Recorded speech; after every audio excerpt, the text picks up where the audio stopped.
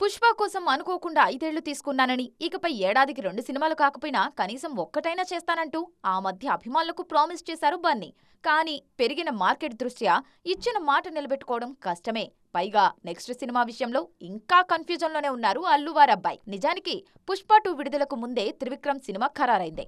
నిన్న మొన్నటి వరకు కూడా ఇదే ప్రాజెక్ట్ ఫైనల్ అన్నారు. కానీ 2-3 రోజులుగా సీన్స్ మారుతున్నాయి. సడన్ గా రేసులోకి అట్లీ వచ్చారు.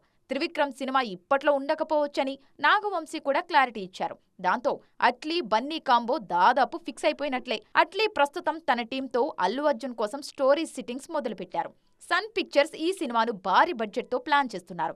ఈ సినిమాలో ఒక్కరిద్దరు కాదు, ఏకంగా 5గురు హీరోయిన్లుంటారని ప్రచారం జరుగుతుంది. పైగా వాళ్లంతా ఫారెన్ బ్యూటీస్ అని తెలుస్తోంది. అంతేకాదు, జాన్వీ కపూర్ మెయిన్ హీరోయిన్ గా నటించే అవకాశాలున్నాయి. అన్నీ కుదిరితే సమ్మర్ తర్వాత అల్లు అర్జున్ అట్లీ ప్రాజెక్ట్స్ సెట్స్ పైకి వెళ్లే అవకాశముంది. ఏడాదిలోపే ఈ సినిమాను పూర్తి చేయాలని బన్నీ కండిషన్ పెట్టినట్లు తెలుస్తుంది. ఈ సినిమా తర్వాత త్రివిక్రమ్తో భారీ మైథలాజికల్ ప్రాజెక్ట్కు సిద్ధం కానున్నారు అల్లు అర్జున్. మొత్తానికి ఇదే లైనప్లో బన్నీ వెళ్తారా, మళ్ళీ ఏదైనా మార్పులు చేస్తారా అనేది చూడాలి.